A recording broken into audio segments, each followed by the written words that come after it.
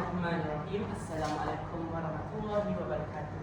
Syukur kepada Ilahi kerana dengan izinnya dapat kita bersua kali ini di dalam satu forum ilmiah bagi membincangkan tentang penghasilan sebuah kamus secara lisan. Sebelum itu, saya ingin mengalukan kehadiran puan-puan pada majlis kita pada hari ini. Semoga kita akan memperoleh manfaat yang berguna pada forum hari ini. Tajuk forum kita pada hari ini berkaitan skema tata cara pembentukan istilah bahasa Melayu. Tanpa melengahkan masa lagi, saya akan memperkenalkan dua orang ahli panel yang tidak asing lagi. Okey, baiklah, di sebelah kanan saya ialah saudara Faris. Ya, terima kasih saudara moderator. Okey, di sebelah saudara Faris ialah saudara Amir. Terima kasih saudara moderator. Selamat datang saya ucapkan kepada kamu berdua.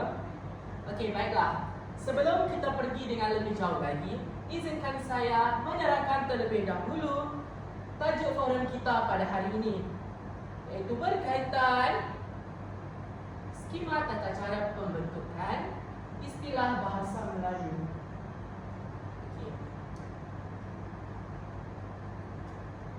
Istilah ini merujuk kepada kata baharu yang dicipta berdasarkan konsep yang terkandung dalam kata bahasa sumber.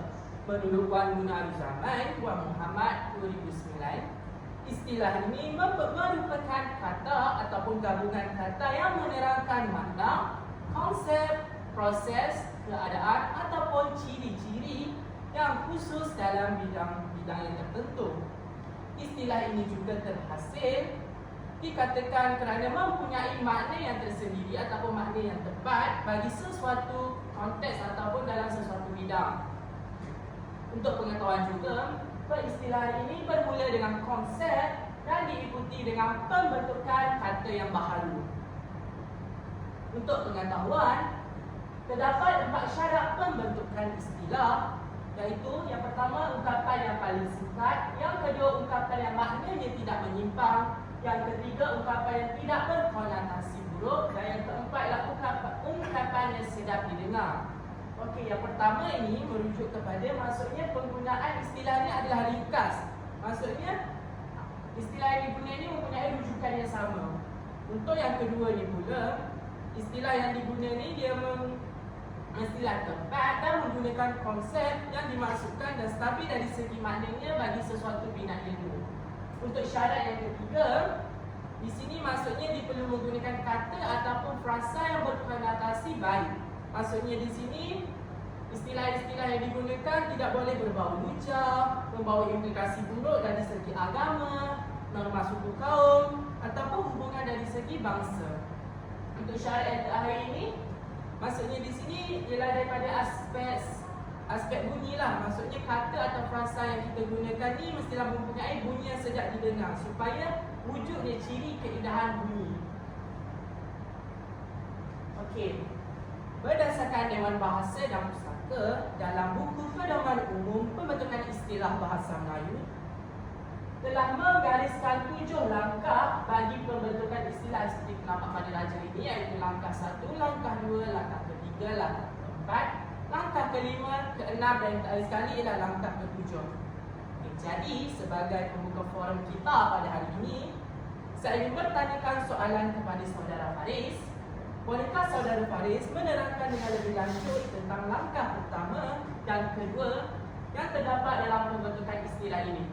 Okey, baiklah. Terima kasih saudara moderator Ikhwan. Di atas soalan yang diajukan, Assalamualaikum warahmatullahi wabarakatuh dan salam bahagia saya ucapkan kepada para hadir sekalian. Terima kasih kerana sudi meluangkan masa untuk hadir dan mendengar forum kita pada pagi yang mulia ini. Berbalik kepada soalan yang diajukan, saya akan menerangkan dengan lebih lanjut berkaitan dengan langkah 1 dan langkah 2 yang terdapat pada skema tata cara pembentukan istilah bahasa Melayu. Kita melihat pada langkah yang pertama, iaitu bahasa Melayu lazim. Bahasa Melayu yang lazim digunakan. Maksudnya di sini ialah penggunaan, maksudnya di sini ialah penggunaan perkataan bahasa Melayu yang sering digunakan oleh masyarakat di Malaysia dan khususnya maknanya untuk menukar makna istilah dalam sesuatu bidang. Okey, bagi contoh yang pertama kita lihat di sini ialah garis pusat. Okey, kalau saudara dan saudara sekalian ingat, ketika kita pada peringkat sekolah menengah ataupun sekolah rendah, kita banyak menggunakan istilah ini dalam bidang matematik, iaitu dalam topik bulatan. Okey, garis pusat ini membawa maksud sebagai garis menerusi pusat dan disepadankan oleh lintang bulatan. Dalam bahasa Inggeris kita dikenali sebagai point line ataupun lebih dikenali sebagai diameter. Okey, contoh yang kedua ialah hasil keluaran. Okey, hasil keluaran ini merupakan istilah yang terdapat pada bidang ekonomi. Bidang ekonomi yang hasil keluaran adalah untuk melihat keluaran dalam negara asal atau lebih difahami ialah corak pembelajaran isi rumah. Semakin tinggi pembelajaran isi rumah, semakin tinggi hasil keluaran dalam bidang ekonomi. Okey, seterusnya ialah defisit. Istilah defisit juga merupakan istilah yang sering digunakan pada bidang ekonomi yang merujuk kepada penurunan, iaitu merujuk sebagai contoh, corak pembelajaran masyarakat menurun, maka keluaran dalam negara asal akan berkurang. Akhir sekali ialah kuasa. Kuasa ni kalau kita boleh lihat merupakan istilah yang sering digunakan dalam bidang sains dan teknologi. Okey, menurut Dewan Bahasa dan Pustaka mendefinisikan kuasa sebagai daya atau kemampuan untuk melakukan atau mengerjakan sesuatu bidang. Okey, istilah kuasa ini sebagai contoh digunakan dalam bidang fizik. Kalau saudara-saudara ingat, merujuk kepada kadar melakukan kerja atau kadar pemindahan tenaga, yang seperti kita lihat daripada kuasa pada bentol lampu. Okey, seterusnya ialah langkah yang kedua, iaitu bahasa Melayu yang kurang lazim. Maksud di sini ialah penggunaan perkataan bahasa Melayu yang kurang lazim digunakan. Sebagai contoh, peka. Peka ini membawa maksud tidak lengah dan lekas bergerak balas terhadap pengaruh-pengaruh luar yang didefinisikan oleh Dewan Bahasa dan Pustaka. Tetapi ianya dikatakan kurang lazim digunakan adalah disebabkan oleh mempunyai perkataan yang sinonim dengan perkataan peka, iaitu prihatin. Oleh itu masyarakat ini kurang menggunakan istilah peka dalam penulisan dalam lisan secara perbualan, malah lebih menggunakan perkataan prihatin dalam ketika berbual. Yang kedua ialah perkataan ceraki yang kurang digunakan oleh masyarakat kini. Ceraki mempunyai dua maksud dalam Dewan Bahasa dan Pustaka, iaitu ceraki yang bermaksud kepada peti yang berpetak-petak merujuk kepada tempat menyimpan ubat. Yang kedua iaitu memisahkan atau menyelidik sesuatu keadaan. Yang terakhir ialah perkataan jisim yang didefinisikan sebagai isi segala benda yang tidak bernyawa atau kuantiti ciri dalam benda yang tidak bernyawa. Tetapi masyarakat kini tidak menggunakan perkataan jisim itu. Dia lebih kepada perkataan berat. Faham? Okey, dan bagi contoh yang lain ialah perkataan mendak dan ketuhar. Itu saja daripada saya. Okey, terima kasih saya ucapkan kepada saudara Faris di atas huraian yang mendalam berkaitan dengan langkah pertama dan langkah kedua sebentar tadi. Seperti yang kita boleh lihat, berdasarkan penjelasan daripada saudara Faris berkaitan dengan langkah dua tadi, iaitu bahasa Melayu yang kurang lazim, seperti yang saudara sebut sebentar tadi, itu berkaitan dengan jisim. Okey, seperti yang saudara sebutkan sebentar tadi, iaitu masyarakat zaman sekarang lebih gemar menggunakan istilah berat.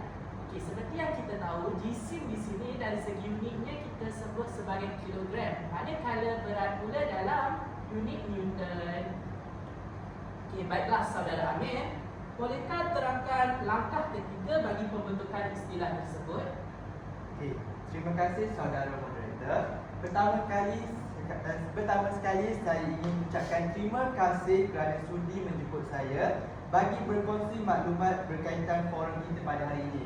Okey, berbalik kepada soalan tadi, iaitu langkah ketiga iaitu merupakan bahasa serupa yang lazim digunakan dalam masyarakat kita pada hari ini. Baiklah, penggunaan perkataan bahasa serupa ataupun dialek Melayu yang lazim digunakan. Okey, bahasa perkataan yang kita selalu guna dalam kehidupan seharian tanpa disedari, perkataan tersebut merupakan perkataan yang dipinjam daripada bahasa serumpun. Contohnya bahasa Sunda, bahasa Banjar, Iban dan lain-lain. Okey, contoh perkataannya. Okey, contoh kita dapat lihat di slide, iaitu bahasa serumpun bagi perkataan gambur yang diambil daripada bahasa Banjar yang membawa maksud dalam bahasa Melayu, iaitu lembut dan tidak padat yang menerangkan kepada tanah. Okey, seterusnya engkaban yang diambil daripada kaum Iban, bahasa Iban yang membawa maksud iaitu sejenis buah. Okey, seterusnya bahasa serumpun yang diambil iaitu perkataan nyeri yang diambil daripada kaum Sunda yang membawa maksud sakit seperti disusuk-susuk jarum. Okey, seterusnya iaitu perkataan awet yang diambil daripada kaum Jawa yang membawa maksud ia tahan lama, seperti kita mengawet sesuatu makanan untuk memberi ia tahan lama dan tidak cepat untuk rosak. Okey, contoh yang terakhir, bahasa serumpun daripada Negeri Sembilan. Perkataan ini itu labur, membawa maksud memberikan sejumlah wang. Okey, itu saja daripada saya. Saya serahkan kembali kepada saudara moderator. Terima kasih kepada panel kedua kita, iaitu saudara Amir.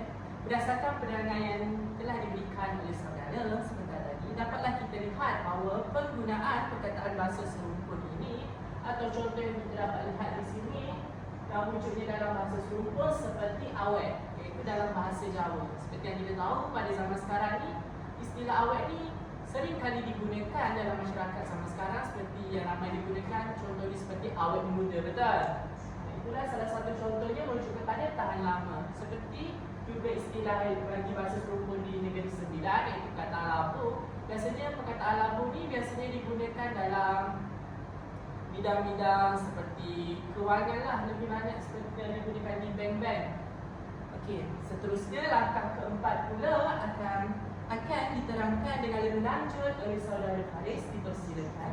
Okey, langkah keempat, terima kasih saudara moderator. Okey, langkah keempat yang seterusnya ialah bahasa serupa yang tidak lazim digunakan, iaitu penggunaan perkataan bahasa serupa atau dialek yang sudah tidak lazim digunakan. Sebagai contoh, yang pertama kita lihat di sini, dialek Kelantan itu deni.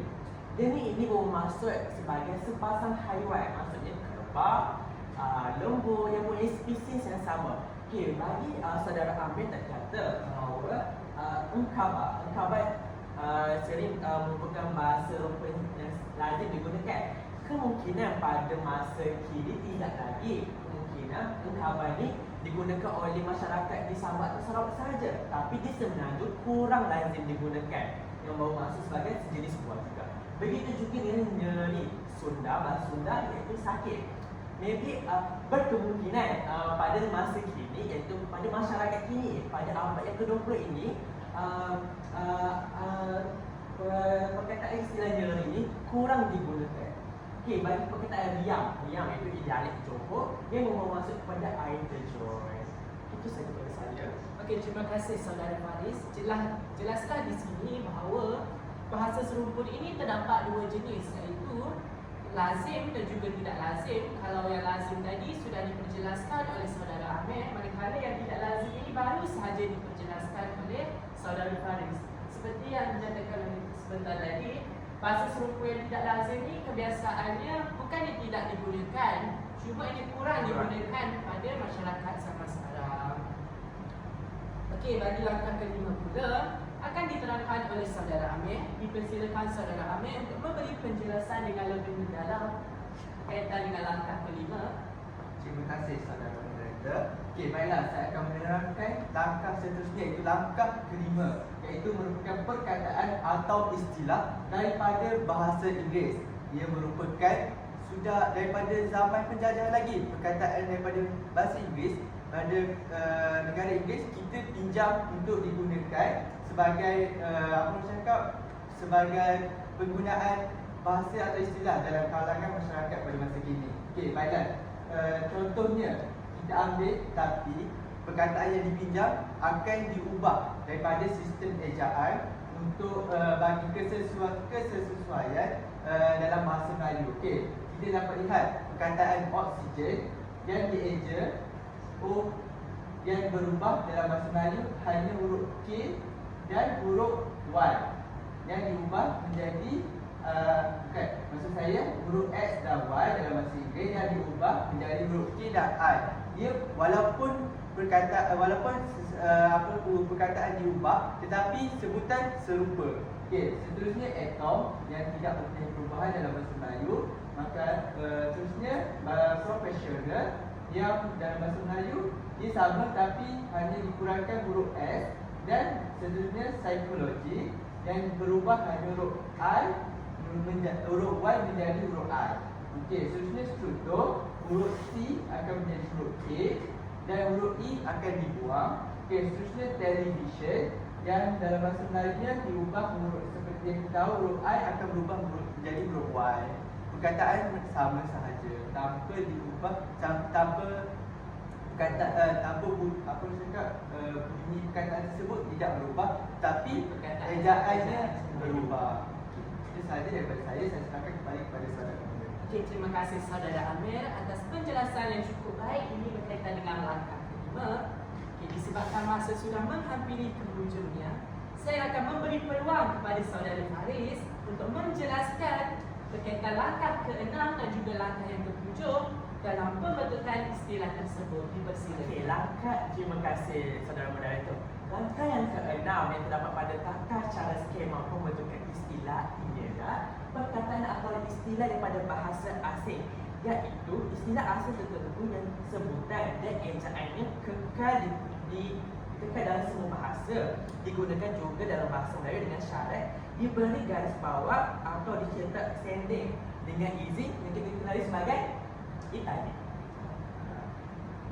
Seterusnya, misalnya, okey, istilah bona fide merupakan bahasa asing, itu bahasa Latin. Okey, contoh penggunaan dalam bahasa Inggeris, she was a bona fide expert. Kalau kita dapat lihat di sini, saya telah dengan izin boldkan dan istilah itu telah disendingkan. Okey, baik perkataan yang kedua ialah expert the cause, iaitu merupakan bahasa Perancis. Saudara moderator tolong bacakan contoh. In the United States, John sees the Mexican Marines are here to train, especially for special operation, and have a good spirit and cause, a feeling of fellowship and loyalty. Dan kita lihat di sini iaitu istilah itu telah disendingkan atau diizin diitalikan. Okey, perkataan istilah yang ketiga iaitu fait accompli, iaitu merupakan bahasa Perancis yang digunakan dalam bahasa Inggeris. Saudara Amir nak tolong baca?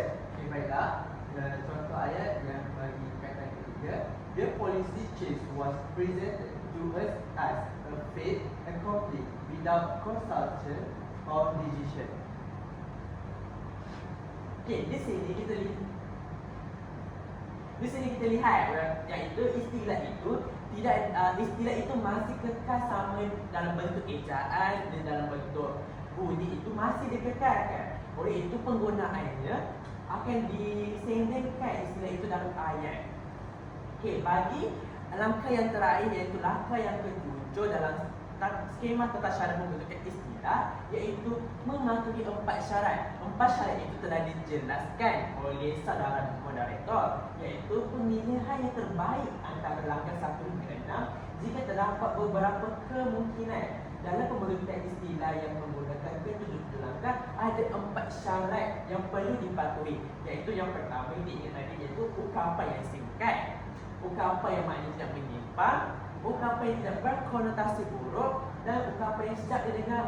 Sebagai contoh, istilah oksigen merupakan istilah bahasa Inggeris. Oksigen merupakan digunakan dalam istilah bahasa Melayu juga adalah oksigen, iaitu paling singkat, tidak singkat, mudah. Yang kedua ialah tidak menyimpang daripada apa maksud. Yang ketiga tidak berkonotasi buruk, iaitu tidak membawa maksud yang lucah ataupun yang tidak elok bagi masyarakat sekarang. Yang ketiga yang sedap didengar.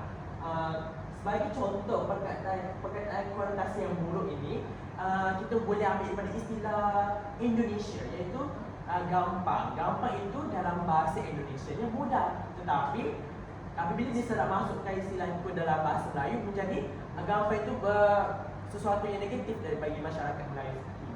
Sekian, terima kasih. Terima kasih Saudara Faris atas penjelasan yang sangat mantap bagi berkenaan dengan langkah ke-6 dan juga langkah yang terakhir iaitu langkah ke-7. Seperti yang kita tahu, apabila wujudnya pembentukan mestilah mempunyai cara iaitu langkah ataupun proses bagaimana sesuatu pembentukan itu boleh berlaku. Oleh hal yang demikian, terdapat dua proses pembentukan istilah iaitu melalui proses pindah terjemah dan juga proses pinjaman. Okey, proses pinjam terjemah. Okey, proses pinjam terjemah ini merujuk kepada istilah yang terbentuk daripada perkataan bahasa Melayu jati atau bahasa serumpun dengan memberi makna yang baharu untuk membawa konsep yang tertentu. Untuk pengetahuan, sebelumnya tidak ada perkataan ini kebanyakannya tidak ada dalam bahasa Melayu. Untuk pengetahuan juga, terdapat 5 cara bagi proses terjemah ini.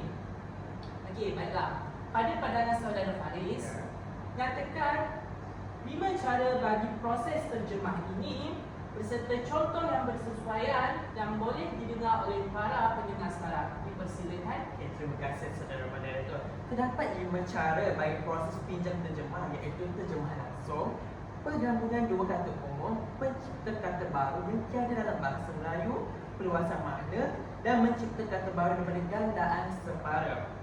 Okey, contoh bagi terjemah langsung ialah dos yang bermaksud sukatan. Okey, dos adalah sukatan, iaitu perkataan sukatan ni kita gunakan, dos ini kita gunakan dalam bidang perubatan, iaitu sukatan dalam perubatan. Jadi yang kedua digunakan ialah kelembapan. Perkataan ini dahulunya bersifat umum dan telah dinaik tarafnya menjadi suatu istilah yang mendukung makna yang tertentu. Yang kedua ialah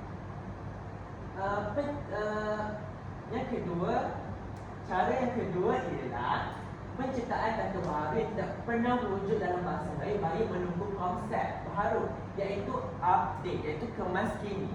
Update ini dulunya istilah bahasa Inggeris, tapi Dewan Bahasa dan Pustaka telah menterjemahkan dalam bahasa Melayu itu kemas kini. Seperti contoh yang seterusnya ialah areas, tunggakan dan corporation, iaitu tata raja. Cara yang ketiga ialah perluasan makna bagi suatu perkataan yang berlaku untuk mendukung konsep baru yang seiring dengan perkataan yang dicipta mengalami perubahan dari segi bunyi, seperti hakis yang melawannya ialah kikis, biji lawannya ialah bijiri. Iaitu kita lihat di sini ada mempunyai perluasan makna ataupun bunyi yang hampir serupa. Okay, yang seterusnya ialah contoh istilah boleh terbentuk dengan cara mencipta kata baru menggunakan gandaan sepadan. Sebagai cikgu bahasa Melayu saya tahu dah, iaitu merupakan gandaan sepadan itu kata ganda yang mempunyai contoh seperti radius, iaitu jari. Kalau kita gandaan penuh itu jari-jari, tapi telah diganda sepadan itu jari. Jadi radius dalam bahasa istilah bahasa Inggeris. Yang kedua ialah radius, iaitu kekikis. Jadi kekisik, dan seterusnya lipik itu cecair merupakan gandaan separa. Itu saja dari saya. Terima kasih diucapkan kepada Saudara Faris atas huraian yang sangat mendalam tentang cara-cara yang terdapat dalam proses pinjam terjemah tersebut. Daripada contoh yang telah diberikan oleh Saudara Faris sebentar tadi, dapatlah saya membuat rumusan bahawa langkah pertama sehingga langkah keempat bagi pembentukan istilah ini termasuk dalam proses pinjam terjemah ini. Seterusnya dipersilakan Saudara Amel untuk menjelaskan tentang proses pinjaman bagi proses pembentukan istilah. Okey, dipersilakan. Terima kasih Saudara Moderator.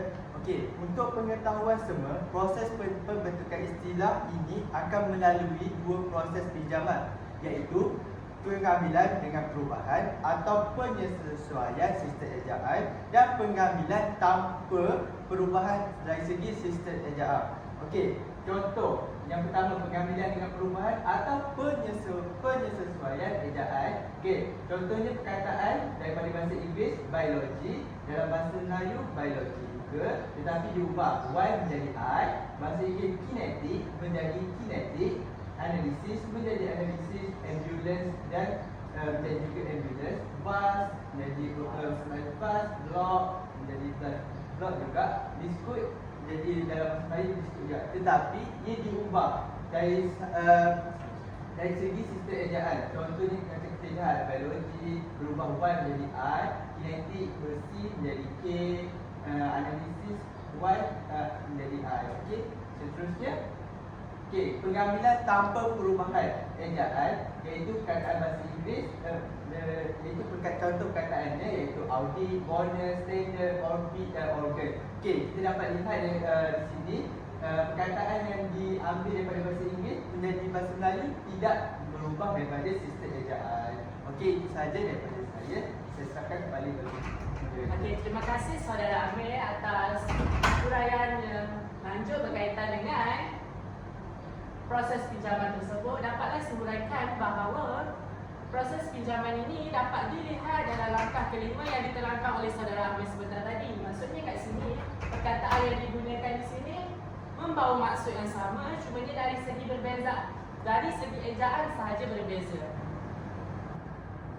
Terima kasih saya ucapkan kepada kedua-dua ahli panel kita pada hari ini kerana sudi hadir dan sudi menyuarakan pendapat masing-masing. Semoga apa yang kita perolehi pada hari ini dapat memberikan sedikit pencerahan dan input yang bermanfaat kepada diri sendiri. Nampaknya masa amat mencemburui kita. Jadi sedikit rumusan yang dapat saya buat pada hari ini ialah terdapat 7 langkah pembentukan istilah, manakala terdapat 2 proses bagi pembentukan sesuatu istilah. Baiklah, sebelum kami mengundur diri, terimalah serangkap pantun dan indah daripada saya. Tuailah padi antara masa, esok jangan layu-layuan. Intailah kami antara nampak, esok jangan rindu-rinduan. Salam hormat sehingga kita bertemu lagi. Akhir kata, orang putih, orang Pakistan. Terima kasih, syukran jazilan. Wabillahi taufiq wa hidayah. Assalamualaikum warahmatullahi wabarakatuh.